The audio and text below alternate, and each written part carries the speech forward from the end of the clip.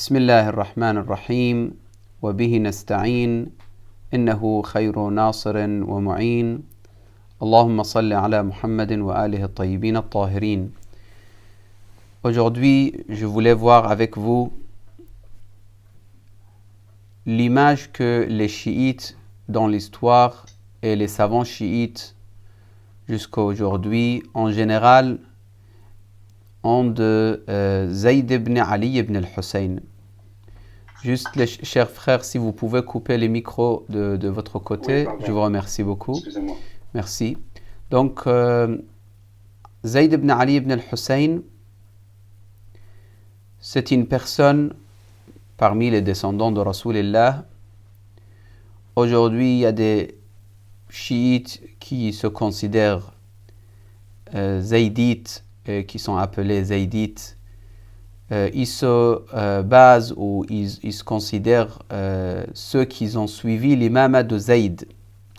Zayd qui est le fils de Ali ibn al-Hussein, l'imam Zayn al-Abidin. Entre les chiites duodécimains, ça veut dire les chiites imamites, il y a des divergences à propos de Zayd.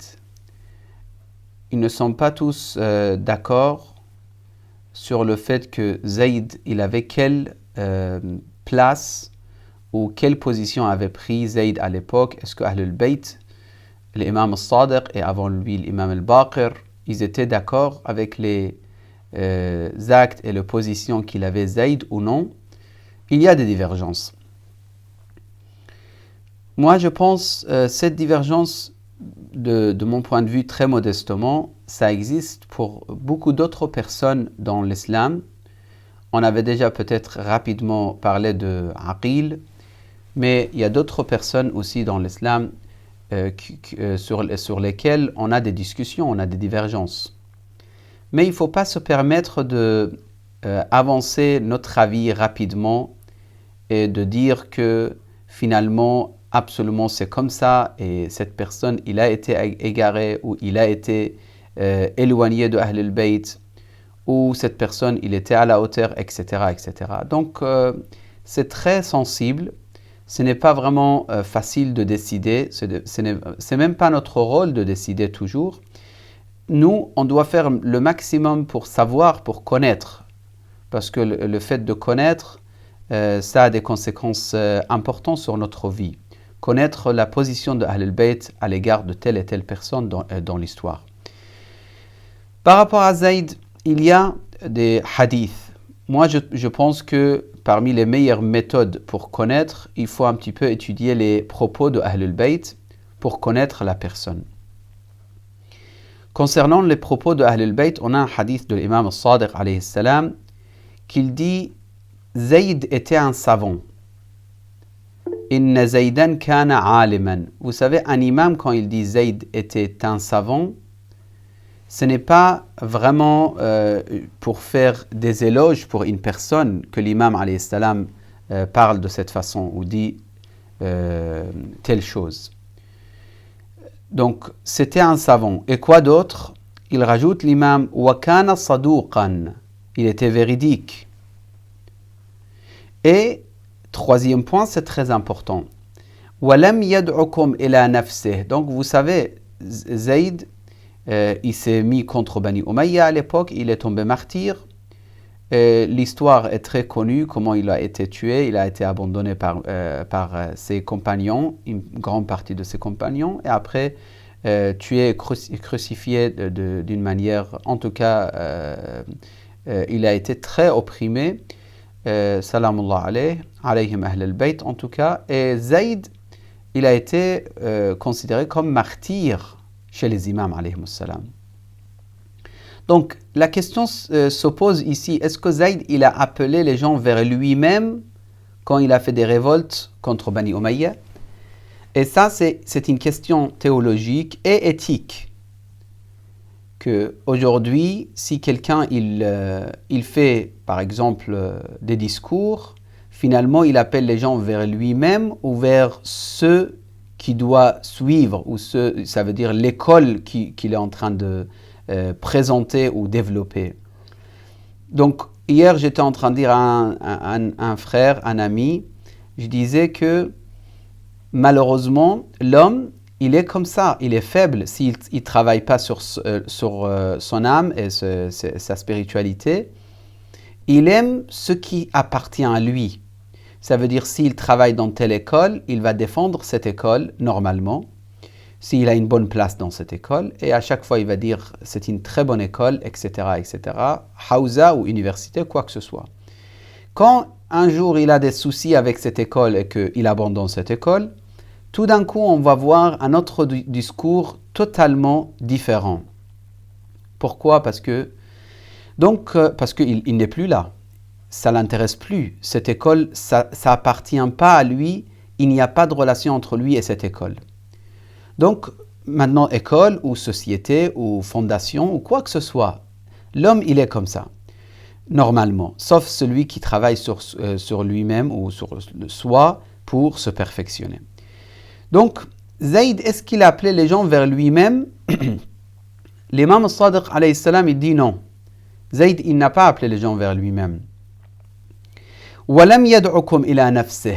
Il vous a pas appelé vers lui-même. إِنَّمَا دَعَاكُمْ إِلَى الرِّضَى مِنْ آلِ مُحَمَّد. Plutôt, salawatullah wa salamu alayhi, plutôt, il vous a appelé vers ar-rida. Ar-rida, c'est la satisfaction.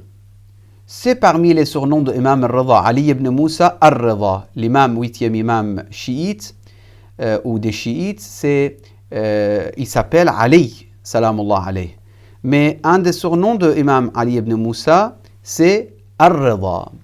Al-Rida, ça peut être traduit de plusieurs façons, ce n'est pas notre sujet, mais al-Rida, c'est la satisfaction. Maintenant, est-ce que, comme le Coran al-Karim, il dit « Ya ayyatuha an-nafsu al-mutma'inna irji'i ila rabbiki radiyatan mardiyya » Donc, en étant satisfait et dans un état de satisfaction, ça veut dire toi-même tu es satisfait et que Dieu est satisfait de toi. Radiyatan mardiyya. L'âme doit retourner vers Allah de cette façon. Ala kullin. Donc, l'imam al-Sadiq, alayhi salam, il dit « Da'akum ila rida min ali Muhammad » salawatullah wa salamu alayhi. وَلَوْ ظَهَرَ لَوَفَى بِمَا دَعَاكُمْ إِلَيْهِ. Donc, il dit, et s'il avait réussi, Zayd, parce que finalement, il n'a pas réussi au niveau de pouvoir, il n'a pas tenu le pouvoir, il n'a pas dominé, il n'a pas réussi matériellement, si vous voulez. وَلَوْ ظَهَرَ لَوَفَى بِمَا دَعَاكُمْ إِلَيْهِ. Il aurait été fidèle par rapport à ce qu'il avait promis, s'il avait gagné. إِنَّمَا خَرَجَ إلى سلطان مجتمع لينقذه. Donc il dit, il s'est révolté contre un sultan qui était égaré, etc. Encore un autre hadith de l'imam al-Sadiq, il dit Rahimallah ammi Zayd, qu'Allah soit miséricorde avec mon oncle Zayd. لو ظفر لوفى. Encore une fois, l'imam il dit, s'il avait réussi, il aurait été fidèle à notre égard. إنما, certes, إنما دعا إلى الرضا من آل محمد وأنا الرضا. Écoutez bien, l'imam Sadiq, il dit, il a appelé vers al-rida et je suis al-rida. Donc c'est clair que là, il parle de la question de walayat Ahl al-Bayt alayhimus salam. Ça veut dire il a appelé les gens vers walayat Ahl al-Bayt. Et s'il avait réussi, il aurait donné cette walaya à Ahl al-Bayt alayhimus salam. Nous avons une autre sorte de discussion ou d'autres sortes de propos, mais al-ghalib, ça veut dire la majorité des ulama, des savants chiites d'aujourd'hui, ils pensent que Ahl al-Bayt, ils étaient satisfaits de Zayd et ils l'ont considéré un homme pieux et un homme proche d'Allah subhanahu wa ta'ala. Imam Rida alayhi salam, il dit encore à propos de Zayd, c'était un savant min Ali Muhammad. Ghadiba lillah. Il s'est mis en colère, il s'est révolté pour Dieu, l'exalté. Fajahada a'da'ah, donc pour Allah subhanahu wa ta'ala azza wa jal. Fajahada a'da'ah, il s'est mis contre les ennemis de Dieu. حتى قتل في سبيله, jusqu'à ce qu'il est tombé martyr في سبيل الله, pour Allah subhanahu wa ta'ala. Et là, Imam al-Rida rajoute, il dit, il m'a été rapporté, حدثني أبي, ça veut dire de mon père Moussa ibn Ja'far, que mon père, il avait entendu de l'imam al-Sadiq alayhi salam, يقول رحم الله عمي زيدان, il répète même hadith. Ça veut dire là, le hadith, il est répété, mais à travers Imam al-Rida. Et c'est très important. Première fois, c'était à travers un autre chaîne de transmission, mais dans ce hadith, la chaîne de transmission, c'est à travers l'imam al-Rida alayhi salam, qui dit la même chose. Après, il dit, à la fin, il rajoute quelque chose qui est très sensible. Il dit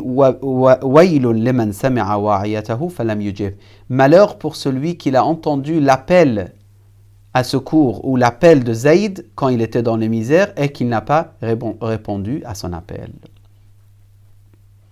Donc, vous voyez bien que finalement, la position de Zayd, on ne peut absolument pas prendre à la légère ces propos de Ahlul Bayt alayhi salam pour finalement s'attacher à d'autres propos qui peuvent être expliqués d'une autre manière. Donc, on ne peut pas prendre, donner une mauvaise image de cette personne importante dans l'histoire. Maintenant, pourquoi après les Zaïdites, ils ont suivi Zayd, c'était quoi exactement l'histoire, etc. Ça, c'est autre chose. Ça, c'est peut-être quand on parle d'autres branches de l'islam et de chiisme, on pourra parler de l'ismaïlisme et zaydite, etc. Il y a un point que je voulais rajouter et que je termine pour notre échange sur l'histoire du chiisme ou l'origine du chiisme. Un point que je voulais rajouter par rapport au terme rawafid. Si vous vous rappelez, la dernière fois, on a parlé de ar-rafidah ou ar-rawafid. On a dit que ces gens-là, ils ont contesté, ils ont rejeté quelque chose. Donc, ils ont eu ce titre. On a donné pas mal de détails. En tout cas, je ne vais pas reprendre tout.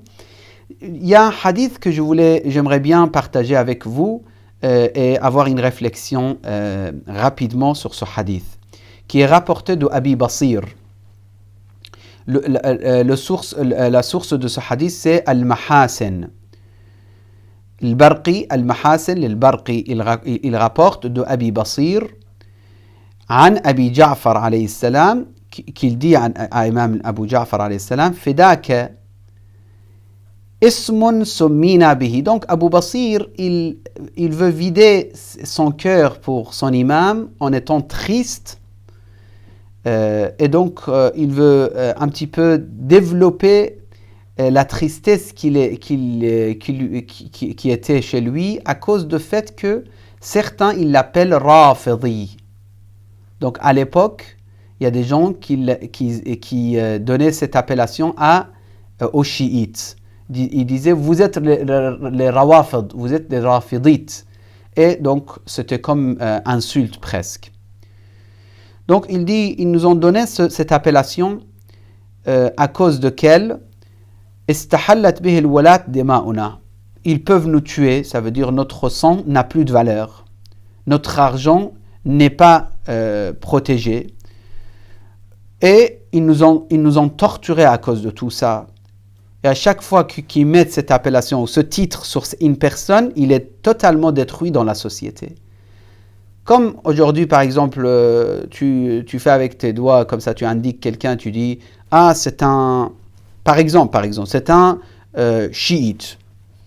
Et la communauté où tu es, ça y est, ils te rejettent.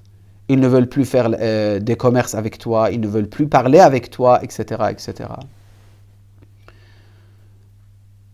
Cette situation existait à l'époque de Ahlul Bayt alayhi salam, largement suffisant ce hadith pour voir et développer cette question. L'imam, il lui dit, et c'est quoi cette appellation? Qult ar-Rafida. Donc c'est quoi? Il a dit, Abu Basir il répond, il dit ar-Rafida.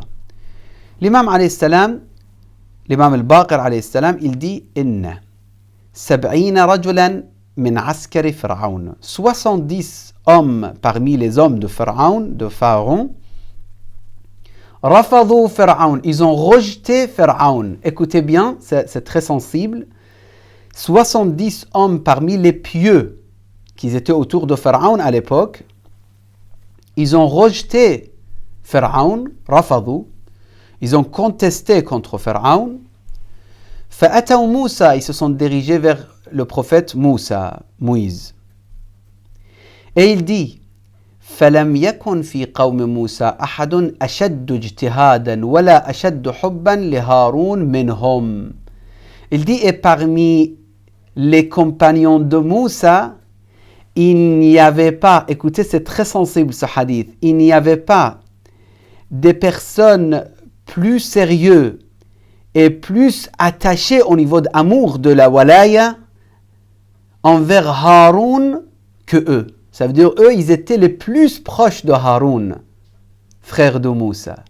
Ils étaient les plus fidèles à l'égard de Haroun, frère de Moussa. Et là, ça revient, cette question de Haroun min Moussa illa annahu la nabiyya ba'di. À chaque fois, la comparaison entre Haroun et Moïse et la position de Ali, salamullah alayh, avec le prophète, salawatullah wa salamu alayh. Le hadith qui est très connu dans les sahah, Ama tarda an takuna minni bimanzilati Haruna min Moussa, tu ne veux pas être de moi comme Haroun de Moïse.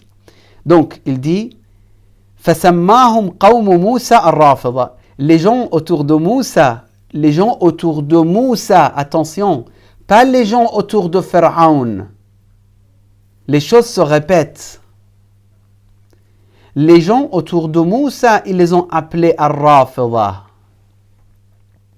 Refutateurs, ou je ne sais pas, la dernière traduction qu'on avait donnée, au dernier échange qu'on avait eu, ils les ont appelés Ar-Rafida. Les gens de Moussa ont appelé ces 70 hommes qui étaient très proches de Haroun avec cette appellation Ar-Rafida.